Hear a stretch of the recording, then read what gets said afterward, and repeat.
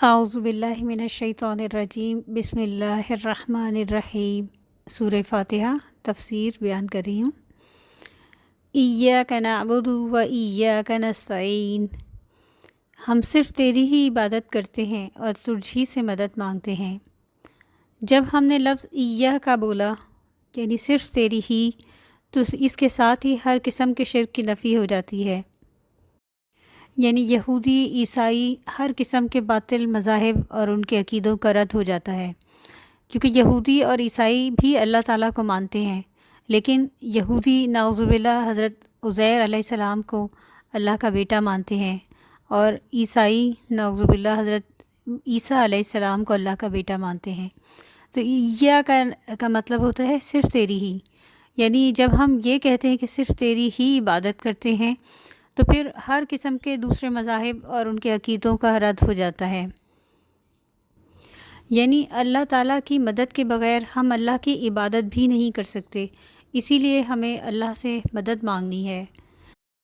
عبادت کا مطلب ہے پستی اور عاجزی، اس کے مقابل جو لفظ ہے وہ ہے تکبر اور استکبار، یعنی عبادت کو اگر ایک لفظ میں کہیں تو خشوع اور خضوع ہے، اور دوسرے لفظ میں عاجزی اور پستی ہے۔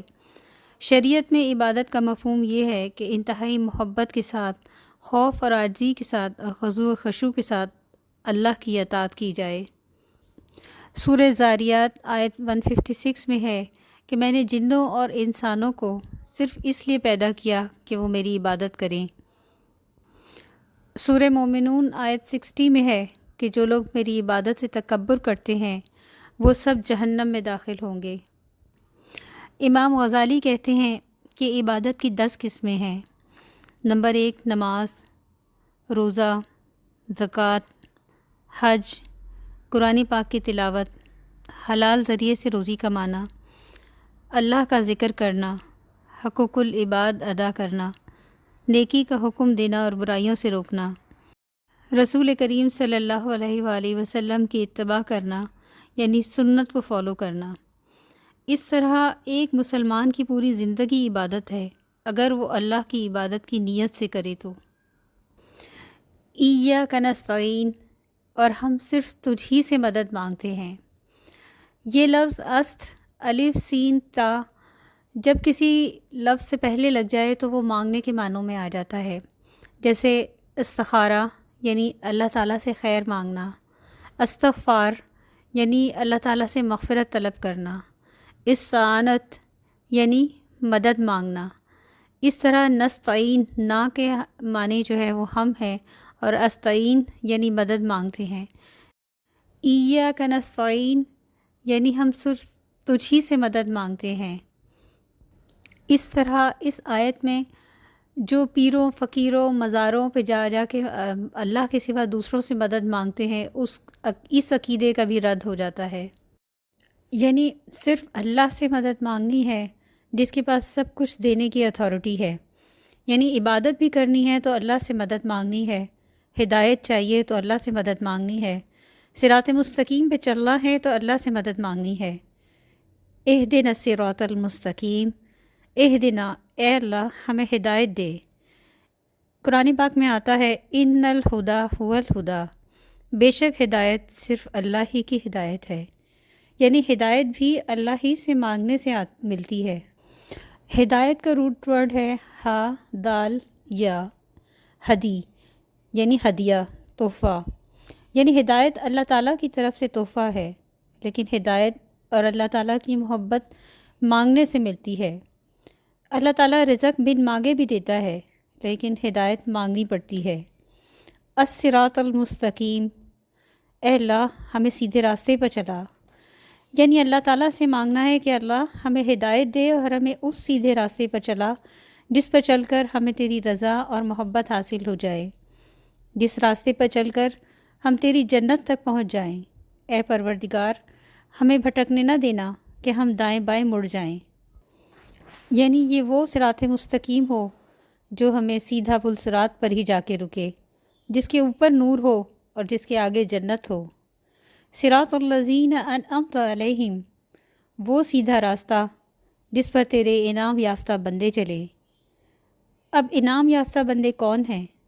اللہ تعالیٰ نے خود بتایا قرآن پاک کے اندر کہ اللہ کے 4 انعام یافتہ بندے ہیں: انبیاء کرام، صدیقین، شہداء اور صالحین۔ صدیقین کون ہیں؟ حدیث میں آتا ہے کہ ایک شخص سچ بولتا رہتا ہے یہاں تک کہ اس کا نام صدیقین میں لکھ لیا جاتا ہے، اور ایک شخص جھوٹ بولتا رہتا ہے یہاں تک کہ اس کا نام جھوٹوں میں لکھ لیا جاتا ہے۔ شہداء وہ ہیں جنہوں نے اللہ کے راستے میں اپنی جان دی، اور صالحین وہ ہیں جنہوں نے اپنی زندگی کو اللہ اور کی اطاعت اور فرمانبرداری میں ڈھال دیا۔ غیر المغضوب علیہم، نہ ان کے راستے پر چلا جن پر تیرا غضب ہوا۔ مغضوب علیہم کون ہیں؟ یہ یہودی ہے، بنی اسرائیل ہیں، کیونکہ اللہ تعالیٰ نے انہیں بے شمار نعمتیں دی تھیں، لیکن انہوں نے ان نعمتوں کی ناشکری کی اور اللہ تعالیٰ کی نافرمانی کی۔ سورہ بقرہ آیت 61 میں اللہ تعالیٰ نے ان پر غضب کیوں نازل کیا اس کی وجوہات بتائی ہیں۔ اس میں سب سے پہلی ناشکری تو یہ بتائی ہے کہ اللہ نے انہیں من و سلوہ دیا اور انہوں نے اللہ کے رزق کی ناشکری کی۔ پھر بتایا اللہ تعالیٰ نے کہ انہوں نے اللہ تعالیٰ کی آیتوں کا کفر کیا، اور اللہ تعالیٰ کی آیتوں کا کفر صرف یہ نہیں ہے کہ اللہ کی آیتوں کو جھٹلا دیا جائے، بلکہ اللہ کی آیتوں کا کفر یہ بھی ہے کہ جو احکام اللہ نے اپنی آیتوں میں نازل کیے ہیں اگر وہ ہماری مرضی اور خواہش کے مطابق ہیں تو انہیں اپنا لیا جائے، اور اگر وہ ہماری مرضی اور خواہش کے مطابق نہ ہیں تو انہیں چھوڑ دیا جائے۔ اللہ کی آیتوں کا کفر یہ بھی ہے کہ سب کچھ جانتے پوچھتے بھی بڑی ڈٹائی کے ساتھ اللہ تعالیٰ کی آیتوں کا انکار کیا جائے اور اللہ کی نافرمانی کی جائے۔ تیسری وجہ اللہ تعالیٰ نے بیان کی کہ وہ انبیاء کو قتل کرتے تھے۔ چوتھی وجہ یہ بیان کی کہ وہ اللہ کی نافرمانی کرتے تھے، اور آخری وجہ یہ بیان کی کہ وہ حد سے نکل جانے والے تھے۔ یہ وجوہات اللہ تعالیٰ نے سورہ بقرہ کی آیت نمبر 61 میں بیان کی ہیں کہ اللہ نے بنی اسرائیل پہ کیوں غضب نازل کیا۔ غیر المغضوب علیہم ولا الضالین۔ اب ہم نے دیکھا کہ یہ جو مغضوب علیہم ہے یہ تو یہودی ہیں، اور ولا الضالین اور نہ بھٹکے ہوئوں کا راستہ، تو یہ بھٹکے ہوئے عیسائی ہیں۔ تو ہمیں اپنا محاسبہ کرنا ہے کہ یہ لوگ جو مغضوب علیہم ہوئے جن وجوہات کی وجہ سے ہوئے، کہیں ہمارے اندر تو وہ وجوہات نہیں پائی جاتی؟ ہم کسی ایسی نافرمانی میں تو مبتلا نہیں ہیں کہ جس کی وجہ سے ہم اللہ کے غضب کے مستحق ٹھہریں؟ ہم اللہ کے رزق کی ناشکری تو نہیں کر رہے؟ ہم کہیں اللہ کی نافرمانی تو نہیں کر رہے؟ اس لیے ہر نماز میں سورہ فاتحہ پڑھتے ہوئے ہمیں اس کے معنوں پہ غور کر کے اللہ تعالیٰ سے ہدایت مانگنی ہے۔ حضور پاک صلی اللہ علیہ وآلہ وسلم نے اپنے خطبہ حجۃ الوداع میں فرمایا کہ میں تم میں 2 چیزیں ایسی چھوڑے جا رہا ہوں کہ اگر تم انہیں مضبوطی سے تھام لوگے تو کبھی گمراہ نہ ہوگے، ایک قرآن اور دوسرے میری سنت۔ اس لیے ہر معاملے میں صرف یہ دیکھیں کہ اس معاملے میں قرآن پاک میں اللہ تعالیٰ کا کیا حکم ہے، اور حضور پاک صلی اللہ علیہ وآلہ وسلم نے اس پر کس طریقے سے عمل کیا۔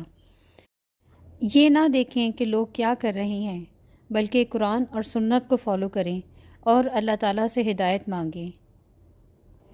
صدق اللہ العظیم۔